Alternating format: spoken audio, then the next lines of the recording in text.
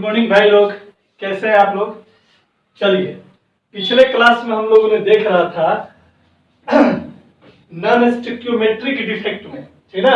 और non स्टिक्योमेट्रिक defect में हम लोगों ने स्टडी किया था मेटल एक्सेस डिफेक्ट के बारे में, और एक था मेरा मेटल डिफिशियंसी डिफेक्ट। तो हम लोगों ने मेटल एक्सेस डिफेक्ट के बारे में हम लोगों ने पढ़ लिया था कि अगर मेटल की संख्या ज्यादा हो जाए तो उसको मेटल एक्सेस डिफेक्ट कहते हैं। हम लोगों ने दो देखा था, एक NaCl के क्रिस्टल में देखा था, अल्कली मेटल के हैलाइड के केस में देखा था और हम लोगों ने ZnO के क्रिस्टल में भी देखा था। फिर हम लोगों ने स्टडी किया था एफ सेंटर के बारे में। एफ सेंटर के बारे में भी देख लिया था कि एफ सेंटर जो होता है कलर के प्रोडक्शन के लिए होता है, कलर रिस्पॉन्सिबल के लिए होता है, ठीक ना। कोई भी हमारा अल्कली मेटल का हैलाइड का जो आयनिक क्रिस्टल बनेगा, अगर वो कलर देता है, कलरफुल होता है, तो उस कलर के लिए कौन रिस्पॉन्सिबल था? एफ सेंटर होता था। एफ सेंटर का फॉर्मेशन कैसे कैसे था, हम लोगों ने सारे मैकेनिज्म को डील किया था हम लोगों ने। आज हम लोग पढ़ेंगे नॉन स्टिक्योमेट्रिक डिफेक्ट का सेकेंड पार्ट, जिसको हम लोग बोलते हैं मेटल डिफिशियंसी डिफेक्ट। लिखेंगे बी में, लिखेंगे हम लोग। पहला हम लोगों ने पढ़ लिया था नॉन स्टिक्योमेट्रिक में मेटल एक्सेस डिफेक्ट, ए में पढ़ा था। उसका दो पार्ट था, कौन कौन? मेटल एक्सेस डिफेक्ट में हम लोग देखा था जिंक ऑक्साइड का और NaCl का। आज हम लोग पढ़ेंगे मेटल डिफिशियंसी डिफेक्ट। हेडिंग डालेंगे, है ना, लिखेंगे मेटल डिफिशियंसी डिफेक्ट। नाम से ही पता चल जाता है, क्या नाम से पता चलता है? कि वैसा डिफेक्ट जिसके आयनिक क्रिस्टल में मेटल की डिफिशियंसी हो जाए, मेटल की कमी हो जाए, तो वैसे डिफेक्ट को क्या बोलेंगे हम लोग? मेटल डिफिशियंसी डिफेक्ट बोलते हैं, ठीक है। लिखते हैं इसके बारे में, लिखेंगे the non stoichiometric defect in which deficiency of metal occurs, ठीक है। डिफिशियंसी ऑफ मेटल occurs, हम लोग यहाँ पर मेटल के बगल में लिख देते हैं क्या बाबा? केटायन बोल दे तो ज्यादा अच्छा रहेगा, क्योंकि मेटल क्या होता है? केटायन। डिफिशियंसी ऑफ मेटल क्या हो जाएगा? occurs in a given ionic crystal is called metal deficiency defect। कोई भी आयनिक क्रिस्टल दिया हुआ है, अगर उसमें मेटल की संख्या कम हो जाएगा, किसके रिस्पेक्ट में? अनायन के रिस्पेक्ट में, नॉन मेटल के रिस्पेक्ट में, तो उसको क्या बोलेंगे? मेटल डिफिशियंसी डिफेक्ट होता है। जरा सोचो कि अगर कोई है ना, जैसे मान लो कि कोई क्रिस्टल है, ये BCD इस तरह से बनाया गया है यहाँ पर, है ना, एनायन केटायन, एनायन ना, केटायन एनायन केटायन, इस तरह से 4 मेटल है और 4 एनायन है, और इसमें से कोई एक मेटल की संख्या की कमी अगर हो जाएगी, तो मेटल की संख्या इस एनायन के रिस्पेक्ट में क्या हो जाएगा? कम हो जाएगा, नॉन मेटल के रिस्पेक्ट में कम हो जाएगा, तो इसको बोलेंगे मेटल डिफिशियंसी डिफेक्ट बोलेंगे। अब बात है कि अगर ये मेटल डिफिशियंसी डिफेक्ट होता है तो क्रिस्टल पर क्या प्रभाव है? इसकी डेंसिटी घटेगी कि बढ़ेगी कि सेम रहेगा? डेंसिटी घट जाएगी, क्योंकि मेटल अगर कम हो जाएगा तो मास कम हो जाएगा, क्योंकि उसका कुछ मास होता है, और मास कम हो जाएगा तो स्वाभाविक सी बात है कि डेंसिटी भी क्या हो जाएगी? कम हो जाएगी। तो दैट्स व्हाई हम लोग कह सकते हैं, क्या कह सकते हैं कि ड्यूरिंग दिस डिफेक्ट, लिख लेंगे एक पॉइंट और करके लिखेंगे, during this defect the density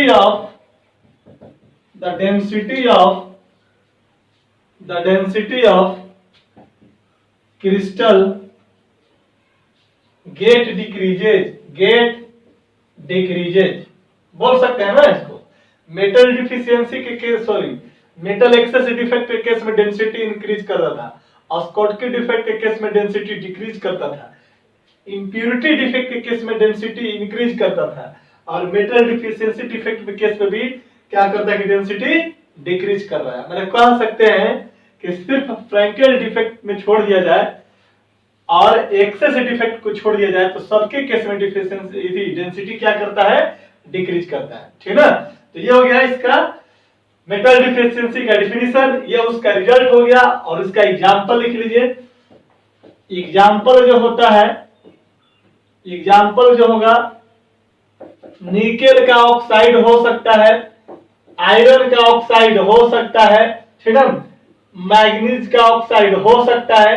यानी जितने भी ट्रांजिशन मेटल के जो ऑक्साइड होंगे वो सारे के सारे मेटल डिफिशियंसी क्या करेगा, शो करेगा। ठीक है, तो ये एग्जांपल हो गया।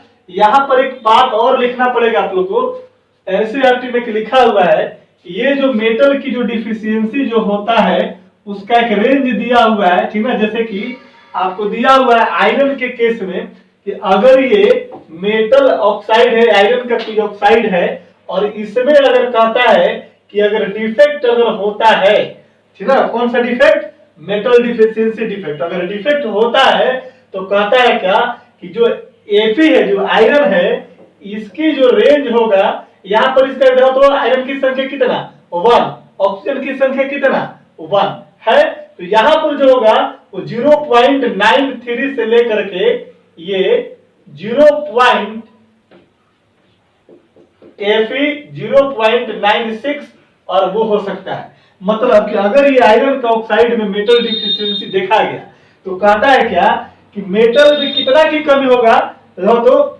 यहाँ पर 1 है और यहाँ पर कितना परसेंटेज 0.93, यानी कि 0.7 की कमी है या 0.4 की कमी होगा। मतलब कि अगर इसमें डिफेक्ट हुआ तो या तो ये कंपाउंड मिलेगा आयरन 0.93 और ऑक्सीजन, तो ऑक्सीजन क्या है मेरा नॉन मेटल है, ऑक्सीजन में किसी भी प्रकार की कमी नहीं। यहाँ पर भी ऑक्सीजन 1 था, यहाँ पर भी ऑक्सीजन कितना है 1 है, तो सिर्फ मेटल में कमी आ जाएगी और यही हमारा मेटल डिफिशियंसी डिफेक्ट कहलाता है। ठीक ना, चलिए ये था हमारा मेटल डिफिशियंसी डिफेक्ट, खत्म हो गया। इस पर एक जेईई में भी क्वेश्चन पूछा हुआ है, सेम क्वेश्चन एनसीईआरटी में दिया हुआ है, तो एक न्यूमेरिकल करते हैं हम लोग। ठीक है, पहले इसको नोट कर लो। चलिए मिटाता हूं, देखते हैं इसका न्यूमेरिकल क्या कहता है। इसके बाद न्यूमेरिकल बनाने के बाद हम लोग देखेंगे 5-6 क्वेश्चन ऑब्जेक्टिव देखेंगे डिफेक्ट इन क्रिस्टल के आधार पर, है ना, वो बन जाएगा। इसके बाद हम लोग क्या करेंगे कि इलेक्ट्रिकल प्रॉपर्टीज को स्टार्ट किया जाएगा। ठीक है, इलेक्ट्रिकल प्रॉपर्टीज ऑफ मैटर देखते हैं कहां तक खत्म होता है आज की कहानी। लिखिए दो क्वेश्चन। क्वेश्चन कहता है कि एनालिसिस शो दैट, कहता है analysis so that nickel oxide has formula, nickel oxide has formula Ni 0.98 और ऑक्सीजन 1.00। मतलब कि निकेल कितना है 0.98, निकेल का होना कितना चाहिए, फॉर्मूला NiO होना चाहिए। क्या होना चाहिए, NiO होना चाहिए। लेकिन डिफेक्ट होने के बाद क्या स्ट्रक्चर मिल गया, निकेल 0.98 और ऑक्सीजन यहां पर भी 1 था और ऑक्सीजन यहां पर भी 1 है, तो ऑक्सीजन में कोई कमी नहीं, मेटल में कमी, तो मेटल डिफिशियंसी इसमें हो रहा है। चलिए आगे चलिए क्या कहता है, कहता है कि व्हाट फ्रैक्शन ऑफ निकेल, कहता है फुल स्टॉप बाद, कहता है कि what fraction of nickel exist as nickel 2 plus and nickel 3 plus ion. ये चीज कहता है हम लोग को निकालने के लिए कहता है। फिर से एक बार क्वेश्चन को समझिएगा। कहता है कि एनालिसिस सो दैट, एनालिसिस किया गया कि निकेल की जो ऑक्साइड है इसमें मेटल डिफिशियंसी डिफेक्ट होता है और होने के बाद ये निकेल अपना स्ट्रक्चर कैसा कर लेता है, Ni 0.98 और ऑक्सीजन कितना 1.00। ये इसका स्ट्रक्चर बन जाता है। तो कहता है कि जो डिफेक्ट हुआ, इस डिफेक्ट में आपको ये बताना है कि इसमें निकेल प्लस 2 में कितना पार्ट पाया जाएगा, यानी इसका कंपोजिशन कितना है, इसका फ्रैक्शन कितना है, और कहता है कि निकेल प्लस 3 का कंपोजिशन कितना है, मतलब इसका फ्रैक्शन कितना है। ठीक है, क्वेश्चन आ गया समझ में। चलिए अब हम लोग इसको डील करते हैं। देखो सिंपल तरीका सोचना है ना, कोई फॉर्मूला नहीं है इसको बनाने का, कोई तरीका नहीं बनाने का। आप ऑलरेडी जानते हैं, रिडॉक्स रिएक्शन पढ़े हैं, उसी टाइप से क्वेश्चन बनेगा। तो सबसे पहले बनाने के लिए हम लोग पहले निकेल ऑक्साइड का ओरिजिनल फॉर्मूला लिखते हैं। तो लिखेंगे ओरिजिनल जो फॉर्मूला है निकेल ऑक्साइड का, ये क्या हो जाएगा बाबा, NiO है, कोई दिक्कत नहीं है। अब इसमें क्या होगा, डिफेक्ट हो गया। डिफेक्ट होगा तो इसका फॉर्मूला क्या बन गया, निकेल 0.98 और ऑक्सीजन 1 कितना 00। ये आपका डिफेक्टिव है। इसमें कहता है तो हम लोग को निकेल ऑक्साइड में नहीं निकालना है। निकेल ऑक्साइड में जब डिफेक्ट हो गया तो उसके केस में निकेल प्लस 2 का और निकेल प्लस 3 का कंपोजिशन को निकालना है। क्लियर है, कोई दिक्कत नहीं है। तो ये हमारा बन गया मेन कंपाउंड, यानी जो काम करेंगे हम इसके अनुसार काम करेंगे। क्लियर है, चलो यहां से हम लोग देखते हैं, इसके आगे देखते हैं कार्य। अब हम वो तो हमारे पास जो कंपाउंड आ गया निकेल 0.98 और ऑक्सीजन कितना 1.00 है। इसमें अगर देखा जाए ऑक्सीजन के बारे में तो कुछ पूछ नहीं रहा है, क्योंकि ऑक्सीजन के अमाउंट में कोई कमी नहीं है। ये हमारा नॉन मेटल है, इसमें कोई कमी नहीं होगा, या कोई कमी या जो ज्यादा इसमें एक्सेस तो है नहीं। हमें निकल की बात करेगा तो इस निकेल ऑक्साइड में जो डिफेक्टेड है, ये हमारा क्या है बाबा, डिफेक्टेड है, इसमें डिफेक्ट हो चुका है। अब इसमें से हम क्या करेंगे, निकेल को छांट लेंगे। और निकेल में टोटल कितना परसेंट है, इसमें 0.98% परसेंट है। तो यहाँ पर लिख देते हैं ये टोटल इसका मास कितना दिया हुआ है, मास फ्रैक्शन बोले वॉल्यूम बोले कुछ भी बोलेगा, ठीक ना। तो यहाँ पर टोटल कितना है निकेल, यहाँ पर देखा जाए तो 0.98 है। अब क्वेश्चन कहता है कि ये जो निकेल है दो पार्ट में एग्जिस्ट करता है। कौन कौन पार्ट भाई, एक निकेल प्लस 2 और एक निकेल प्लस 3। तो हमने लिख दिया यहां से जो निकेल है ये दो पार्ट में एग्जिस्ट करता है, एक निकेल प्लस 2 और एक निकेल प्लस क्या 3 करता है। अब देखो तो हमने अब तो किसका कितना होगा, इस ये यहाँ पर तो इसका दिया हुआ है टोटल, Ni2 प्लस का तो कुछ दिया नहीं है, Ni3 प्लस का तो कुछ दिया नहीं है। हम मान लेंगे कि इस निकेल प्लस 2 में निकेल प्लस 2 का जो फ्रैक्शन है, मतलब कि जो अमाउंट होगा वो कितना है, इसका मान लिया कितना x है ना। तो इसका कितना हो जाएगा बोलो तो, टोटल कितना है 0.98। ये निकेल कितना है टोटल 0.98। हमें इसका नहीं निकालना, हमें निकेल प्लस 2 निकेल प्लस 3 का निकालना है। तो इसका कितना है, निकेल प्लस 2 का मानना पड़ेगा, दोनों में से किसी एक को मानो, है ना। हम जो क्वेश्चन में पहले देगा उसको मानिएगा, याद रहेगा, ठीक ना। तो हमने क्या किया कि जो निकेल प्लस 2 है उसको हमने मान लिया x, टोटल में ये हो गया x, तो इसका कितना हो जाएगा 0.98 माइनस कितना हो जाएगा x हो जाएगा क्या, बोलो। इसका हम लोगों ने मान लिया x है, ये कितना हो जाएगा, टोटल में से ये x है, ये कितना 0.98 माइनस कितना हो जाएगा x हो जाएगा। कोई दिक्कत नहीं है, हो गया क्लियर। चल अब हम लोग को कैलकुलेशन करना है, कैलकुलेट करके निकाल लेंगे। इधर नोट की जल्दी से, हम इधर से मिटाता हूं, स्क्रीनशॉट मारो जल्दी। चलो देखो अब क्या करना है हम लोग,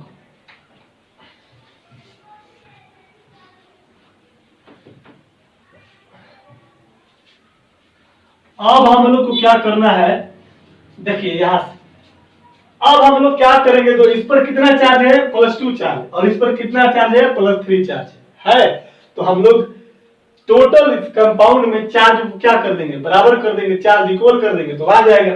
तो according to concept of redox reaction बोलो या ऑक्सीडेशन नंबर बोलो, ठीक ना, ऑक्सीडेशन नंबर बोलो। ये निकेल 0.98 है, ये है क्या, इसका नंबर है। यहाँ पर एक्स निकेल का एक्स माने भी क्या है, इसका नंबर है। 0.98 माइनस एक्स माने क्या है, ये इसका नंबर है। तो इसका फॉर्मूला क्या हो जाएगा, बता दो। हम लोग इसको क्या करेंगे, निकालते हैं क्या, ऑक्सीडेशन नंबर के हिसाब से। तो तुमको पता होना चाहिए कि एक निकेल पे +2 चार्ज, तो एक्स निकेल पे कितना चार्ज, +2 इंटू कितना एक्स हो जाएगा। अरे बाबा हम लोग पढ़े हैं, जैसे H2SO4 पढ़े थे, तो हम लोग बोलते थे कि यहाँ पर एक हाइड्रोजन का +1 तो 2 हाइड्रोजन का कितना +2, एक ऑक्सीजन का -2 तो 4 का कितना -1। तो इस पर टोटल इसका कितना हो जाएगा, इस पर क्या रखेंगे कि सबका चार्ज इक्वल टू 0 हो जाएगा, तो +6 रखेंगे। उसी तरीके से यहाँ पर इस स्ट्रक्चर को देखने के बाद, निकेल 2+ को देखने के बाद हम लोग क्या बोल सकते हैं कि अगर हमने बोला कि इसकी संख्या कितना है, x है, यही ना, तो बोला कि एक निकल पे +2 चार्ज, तो x निकल पे कितना, x × 2 हो जाएगा, कोई दिक्कत नहीं है। इसी तरह से एक निकल पर +3 चार्ज, तो इतना निकल पे कितना, इतना गुना +3 हो जाएगा। तो लिख सकते हैं यहाँ पर कि the total number of charge present on nickel 0.98 और ऑक्सीजन 1.00 कितना हो जाएगा, 0 हो जाएगा। अब इसमें हम लोग निकाल देते हैं, यहाँ पर चले जाएंगे, मेन तो कंपाउंड मेरा यही है ना, तो यहाँ से निकालो, एक निकेल पे +2 तो x निकलना कितना, x गुना 2 हो जाएगा। अब प्लस इसके लिए अगर हम बात करेंगे तो कितना हो जाएगा बताओ, एक निकेल पर कितना है बोलो, एक निकेल पर कितना 3 है, तो यहाँ पर 0.98 हो जाएगा, 0.98 माइनस x इंटू कितना 3 हो जाएगा। अब प्लस तो ये निकेल के लिए निकाल लिया, और ऑक्सीजन के लिए कितना, एक ऑक्सीजन पर कितना होता है -2, यहाँ पर ऑक्सीजन की संख्या कितना है 1 ही है, तो कितना 1 गुना माइनस कितना 2 बराबर टोटल कितना 0। किसी भी कंपाउंड पर टोटल ऑक्सीडेशन नंबर कितना होता है 0, टोटल चार्ज कितना होता है 0। यहाँ पर कोई चार्ज है नहीं है, कोई चार्ज नहीं, जिसका वैल्यू कितना 0 हो जाएगा। अब जरा देख तो इसको मल्टीप्लाई करते हो तो 2 × x प्लस 0.98 में 3 से गुना करो तो 0.98 में 3 से गुना करो 8 के 24 9 27 29 हो जाएगा, और ये होगा 0 हो जाएगा क्या 0 हो जाएगा, और क्या ना 2 हो जाएगा, कितना हो जाएगा 2.94 हो जाएगा, इसका हो जाएगा 2.94। 3 में इसमें गुना किया, फिर माइनस कितना हो जाएगा 3 इंटू कितना x, अब प्लस अब माइनस कितना हो जाएगा बोलो, माइनस कितना 2 इक्वल टू कितना 0। माइनस वाला टर्म को एक साथ बाहर कर दो, है ना, तो यहाँ पर कितना आ जाएगा बाबू, ये गुना से किया ना 8 के 24 की 4 हाथ में लगा 2 नतीजा 27 2 कितना 29, ठीक है ना। तो ये हो गया। अब इसको क्या करेंगे जरा देख तो, ऐसा कर लेते हैं कि ये 3x को इधर ले जाते हैं और ये 2x को उधर बराबर उधर ले जा सकते हैं, तो यहाँ पर कितना हो जाएगा जरा देखो तो 2.94 माइनस कितना 2 बराबर ये 2x उधर जाएगा 3x उधर जाएगा, तो 3x माइनस कितना 2x हो जाएगा। इसको सॉल्व करेगा तो 2.94 में से 2 को अगर माइनस करोगे तो कितना बनेगा 0.94 बराबर 3x में से 2x जाएगा, कितना बचेगा x, यानी कि इसलिए x का वैल्यू 0.94, मतलब कह सकते हैं कि निकेल +2 कितना आ गया वो तो 0.9 कितना 4 हो गया, कोई दिक्कत नहीं है। चलो इसी प्रकार से इधर का हो गया, ये वाला मिटाता हूं मैं, चलो देखो, इसीलिए हम लोग निकेल +2 का निकाल लिए। अब हम लोग बात करेंगे किसका, निकेल +3 का। तो जब x का वैल्यू निकल गया तो इसका निकल जाएगा, कितना निकेल +3 का कितना है 0.98 माइनस कितना x, तो यहां पर कर दीजिए।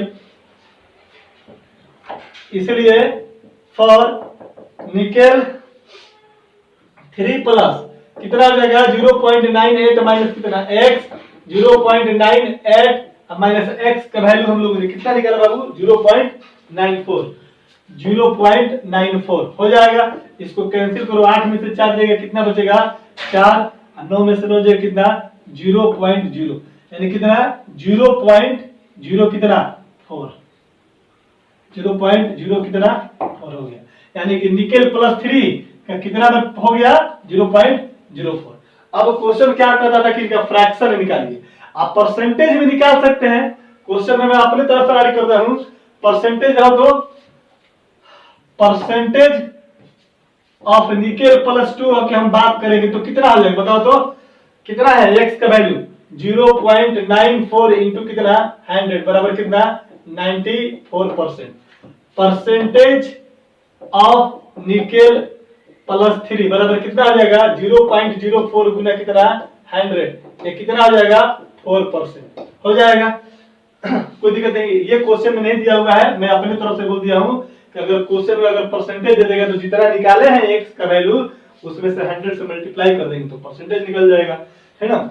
उतना नोट कीजिए। इसके बाद लास्ट पॉइंट पर आते हैं। लास्ट पॉइंट बोल रहे हैं कितना फ्रैक्शन एग्जिस्ट करेगा उसकी बात कर लेते हैं, नोट कीजिए। तो फ्रैक्शन कैसे निकलता है बताइए कि जितना आपने फाइंड आउट किया डिवाइडेड बाय टोटल, यही ना होता है फ्रैक्शन का मतलब। तो इसलिए फ्रैक्शन ऑफ निकेल 2 प्लस देखो तो यहां पर इसका x का वैल्यू कितना याद है 0 पॉइंट हम लोग कितना किया 0.94 था और टोटल कितना था मेरा टोटल निकेल कितना था 0.98 था। इसलिए फ्रैक्शन ऑफ निकेल 2 प्लस बराबर कितना हो जाएगा बोल तो x बटा टोटल कितना 0.98 हो जाएगा 0.94 बटा 0. कितना 98 ये हो जाएगा फ्रैक्शन। इसका कैलकुलेट कर दीजिएगा। परसेंटेज फ्रैक्शन पूछ दिया तो क्या करेंगे बताओ तो। परसेंटेज फ्रैक्शन अगर पूछ दिया था, इसलिए परसेंटेज फ्रैक्शन अगर क्वेश्चन में पूछ दिया तो क्या करेंगे। एक ही क्वेश्चन से बहुत सारा क्वेश्चन क्रिएट कर दिए है ना। परसेंटेज में पूछ देगा कि कितना एग्जिस्ट करेगा, निकाल दिया। फ्रैक्शन पूछा तो कितना अकॉर्डिंग टू एनसीईआरटी निकाल दिया। परसेंटेज फ्रैक्शन पूछ देता है क्वेश्चन में तो क्या करेंगे x बटा 0.98 और गुना कितना कर देंगे 100 कर देंगे तो यहाँ से परसेंटेज निकल जाएगा आपका। कैलकुलेट कर लीजिएगा। इसीलिए अब फिर next fraction of nickel 3 plus की अगर हम बात करेंगे तो कितना आ जाएगा बताओ तो। निकेल 3 प्लस का कितना निकाले थे वैल्यू 0.04 निकाले थे। यहां पर इसका 0.04 निकाले थे और टोटल कितना था भाई, टोटल कितना था निकेल, टोटल निकेल कितना था 0.98 था। इसलिए फ्रैक्शन की अगर बात करेंगे तो गिवन कितना 0.04 बटा कितना टोटल 0.98 ये हो जाएगा। परसेंटेज फ्रैक्शन की बात करेगा, परसेंटेज फ्रैक्शन की बात करेगा तो हम क्या करेंगे बताओ तो। परसेंटेज फ्रैक्शन की बात करेगा तो 0.04 बटा 0.98 गुना कितना हो जाएगा 100 हो जाएगा। इसको सॉल्व कर लीजिएगा आ जाएगा। इसी तरह का क्वेश्चन देगा। क्वेश्चन में बस ये दिमाग लगाना है कि हम लोग मान कर चलेंगे कि निकेल है, ये हमारा दिया हुआ है क्वेश्चन में, ये हमारा ओरिजिनल है। डिफेक्ट के बाद निकेल 0.9 जो भी था कितना था 98 और वो ऑक्सीजन 1.00 था। अब इसमें कहता है कि इसका निकेल प्लस 2 निकेल प्लस 3 का तो ये हमारा टोटल हो गया। टोटल में एक को मानेंगे एक तो दूसरा कितना हो जाएगा जो भी होगा 0.98 माइनस कितना x कर करके निकाल लिया जाएगा। आई बात समझ में। तो इस तरह से क्वेश्चन बनेगा। 2 क्वेश्चन 3 क्वेश्चन इसी पर आधारित है। मैं लास्ट में होमवर्क में दे दूंगा, पहले आप इसको नोट कर लीजिए ठीक है ना। यहां तक था आपका मेटल डिफिशियंसी पेट यानी कि डिफेक्ट इन क्रिस्टल आपका समाप्त होता है। कुछ ऑब्जेक्टिव क्वेश्चन देखेंगे है ना, तब तक इसको नोट कीजिए जल्दी से। कुछ क्वेश्चन है देखते हैं। ऑब्जेक्टिव टाइप का क्वेश्चन है, नीट का क्वेश्चन है, सिमिलर क्वेश्चन जेईई मेंस में भी पूछा हुआ है ठीक है ना। देखो यहाँ पर कहता है क्वेश्चन, अभी तक जितने भी डिफेक्ट क्वेश्चन है 3 ऑब्जेक्टिव क्वेश्चन है, 2-3 क्वेश्चन और करवा देता हूं मैं। कहता है कि विच वन इज इनकरेक्ट, इनमें से कौन गलत है। इनकरेक्ट का मतलब करेक्ट मतलब सही, इनकरेक्ट मतलब गलत ठीक ना। कहता है कि Frenkel defect is favoured in those ionic compound in which size of cation and size of anion क्या होगा, ऑलमोस्ट सिमिलर। कहता है कि क्या फ्रैंकेल डिफेक्ट में केटायन और एनायन के जो साइज डिफरेंस होता है वो लगभग बराबर होता है, नहीं, ठीक है। तो ये क्वेश्चन मेरा गलत हो जाएगा, है ना। चलो फिर कहता है कि Fe098O has metal deficiency defect, सही है। अभी अभी हम लोगों ने क्वेश्चन भी देखा था, तो ये हमारा क्या है, सही है। हम लोग को गलत चूज करना है। Density decrease in Schottky defect, और स्कॉटकी डिफेक्ट में डेंसिटी डिक्रीज करता है, मतलब ये भी सही है स्टेटमेंट है, और डी में नन है, यानी कि ये तो होगा ही नहीं। ये भी सही है, ये भी सही है, ये वाला चीज क्या है, गलत है। तो हम लोग को गलत चूज करना है, यानी कि आंसर गोज टू, ठीक है। ये पूछा हुआ आपका नीट 2017 का क्वेश्चन है, ठीक ना। फिर क्या कहता है नेक्स्ट क्वेश्चन, इस बार करेक्ट चूज करना है। कहता है कि the correct statement regarding defect in A crystalline solid, मैंने करेक्ट चूज करना है। क्वेश्चन देना, ऑप्शन क्या दिया हुआ है, कह रहा है कि Frenkel defect found in halide of alkaline metal, यानी कि फ्रैंकेल डिफेक्ट हो जाएगा, क्या वो अल्कलाइन मेटल के हैलाइड में प्रेजेंट होता है, नहीं। AgCl, AgBr, AgI और ZnS के केस में फ्रैंकेल डिफेक्ट देखते हैं। तो ये हमारा स्टेटमेंट क्या है, गलत है। हमको चूज क्या करना है, करेक्ट स्टेटमेंट को चूज करना है, ये ऑप्शन नहीं होगा। दूसरा कर दो, Schottky defect has no defect on density, कहता है कि अगर स्कॉटकी डिफेक्ट होता है तो क्या डेंसिटी पर कोई प्रभाव नहीं पड़ता। हम लोग जानते हैं कि डेंसिटी डिक्रीज करता है, इसका मतलब कि ये भी हमारा गलत है। फिर कहता है कि Frenkel defect decrease the density of crystalline solid, क्या कहता है कि फ्रैंकेल डिफेक्ट के केस में डेंसिटी डिक्रीज करता है, नहीं, ये भी गलत है। चौथा चॉइस क्या कहता है कि Frenkel defect is dislocation defect, Frenkel defect को हम लोग डिसलोकेशन डिफेक्ट के नाम से भी जानते थे। तो ये स्टेटमेंट मेरा क्या हो जाएगा, सही हो जाएगा। राइट चॉइस क्या हो जाएगा आपका, ये हो जाएगा।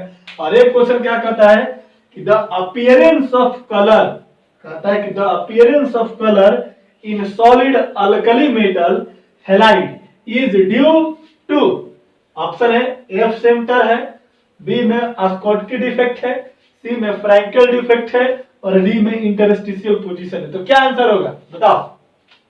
पहले तो पढ़े थे फ्रैंकेल डिफेक्ट के बारे में, सॉरी एफ सेंटर के बारे में क्या पढ़े थे कि एफ सेंटर में क्या होता है, कलर प्रोड्यूस करता है अल्कली मेटल कैलाइड में या कोई भी आयनिक क्रिस्टल में, क्या करता है, कलर प्रोडक्शन के लिए रिस्पांसिबल होता है। तो ये भी आईपीएमटी 2017 था, है ना। इसके बाद था ये आपका आईपीएमटी 1998 था, ये आपको एक मिनट थोड़ा सा,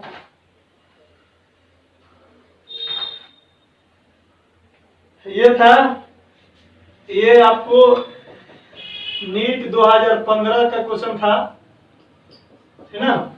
और ये क्वेश्चन था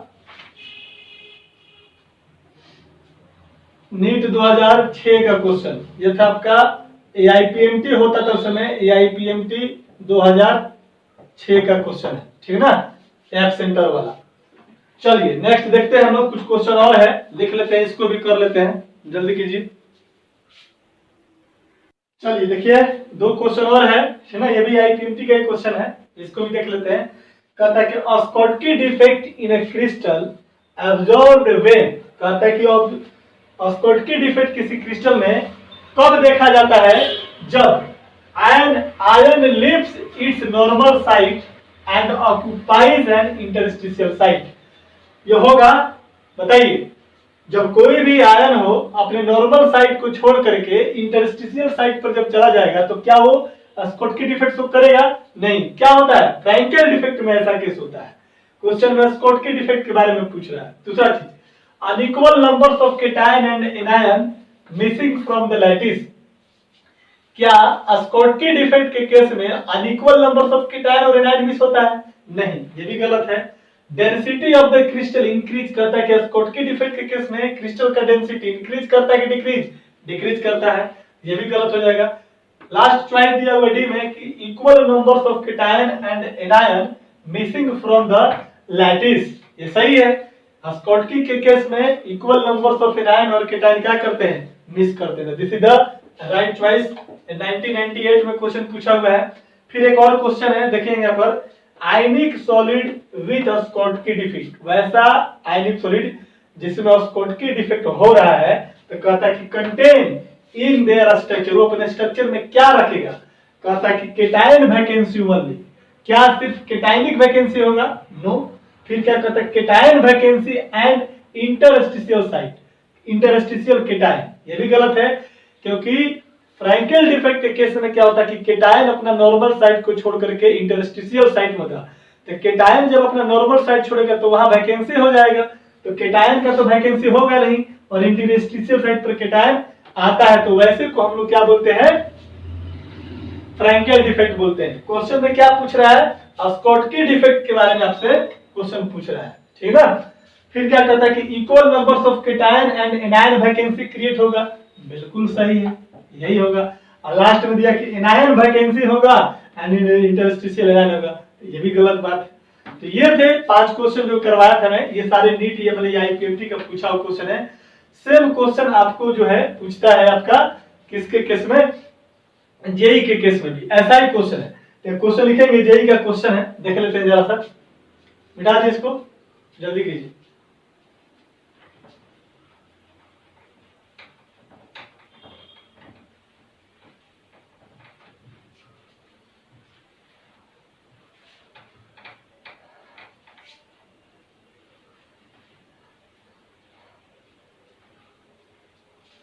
लिखिए तो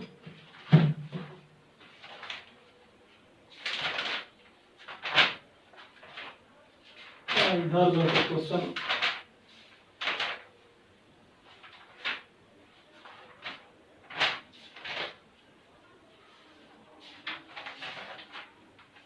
तो लगता है कि यहाँ पर नहीं है, दूसरे किताब में ऐसा, ठीक है, खैर कोई दिक्कत नहीं है। हम लोग क्वेश्चन थोड़ा लिखिएगा तो होमवर्क बना लीजिएगा, इसका सब्जेक्टिव टाइप का क्वेश्चन है, मेटल डिफिशियंसी डिफेक्ट पर क्वेश्चन है, जैसा भी हम लोग करवाया था क्वेश्चन उसी टाइप का क्वेश्चन है, लिखेंगे। कहता है कि the composition of a sample, the composition of sample, composition of a sample of oocyte of WSTIT, वुस्टाइट, ठीक ना, क्या दिया हुआ है, इज Fe 0.93 और ऑक्सीजन 1.0 है, तो कहता है कि what percentage of iron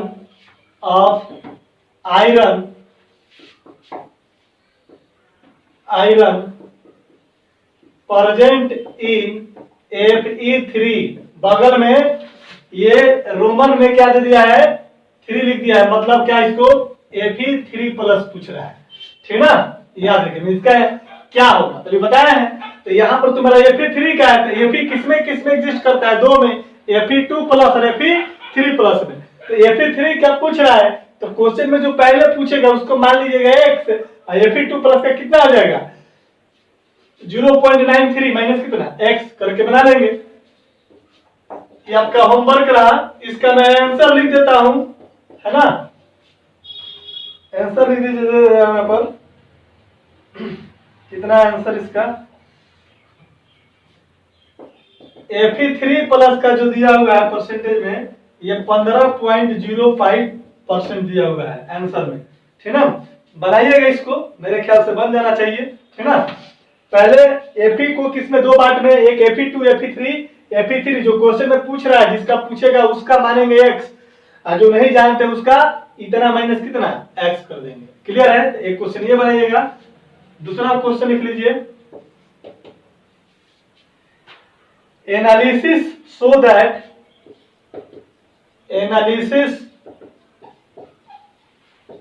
so that a metal oxide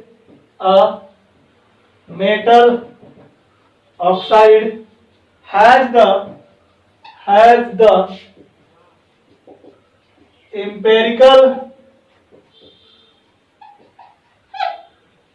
empirical formula M 0.96 और O 1.0, ठीक ना। कहता है कैलकुलेट द परसेंटेज ऑफ, कहता है calculate the percentage of M2 plus and M3 plus in ionic crystal, ionic crystal. मैं इसका answer लिख देता हूं साइड में, है ना। आप लोग बना करके अपना चेक कर लीजिएगा, जिनका सही होगा मान लिया जाएगा, आंसर जिनका मैच करेगा माना जाएगा कि सही है ना। ऐसे आप लोग बना करके भेजिएगा जरूर, ठीक ना, ताकि हमको पता चलना चाहिए, हमको पता चलना चाहिए कि जो है आपका जो सॉल्यूशन सही है कि नहीं है। इसका आंसर लिख लीजिएगा। M2 प्लस का दिया हुआ है परसेंटेज, कितना दिया हुआ है इसका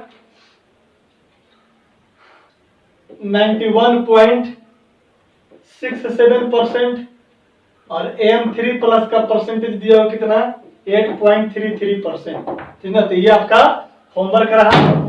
यहां तक आपका डिफेक्ट इन क्रिस्टल जो है समाप्त हो जाता है बढ़िया से। क्वेश्चन भी करवा लिया, 3 क्वेश्चन भी है, और सेम इसी टाइप से क्वेश्चन जेई वगैरह में पूछा है, आईआईटी के सब्जेक्टिव में क्वेश्चन पूछा हुआ है, ठीक ना। जितना भी आईआईटी में क्वेश्चन था वो लगभग मैंने सब करा दिया है किसी के माध्यम से। एका दुका जो क्वेश्चन है सब इंपोर्टेंट पॉइंट के अंतर्गत हम लोग आएंगे तो करवा देंगे, ठीक ना। आज की कहानी मैं यहीं तक छोड़ दे रहा हूँ, ठीक है। कल स्टार्ट करेंगे इलेक्ट्रिकल प्रॉपर्टीज ऑफ मैटर को, ठीक ना। तो कल तो नहीं खत्म होगा, परसों आपका सॉलिड स्टेट का लेक्चर समाप्त हो जाना चाहिए टोटली तरीके से, ठीक ना। और इसके बाद परसों समाप्त होने के बाद एक क्लास लेंगे इंपोर्टेंट पॉइंट पर, और कुछ आईआईटी का सिलेक्टेड क्वेश्चन करवाएंगे। आईआईटी का नहीं, मतलब कुछ बढ़िया बढ़िया 2-4 क्वेश्चन कराएंगे, ज्यादा नहीं, सब टाइप का क्वेश्चन करवा दिया हूं मैं, ठीक है ना। तो मतलब मान कर चलिए कि 1 2 3 लेक्चर और लगेगा, है ना। चलिए मिलते हैं नेक्स्ट क्लास में, ठीक है, बाय।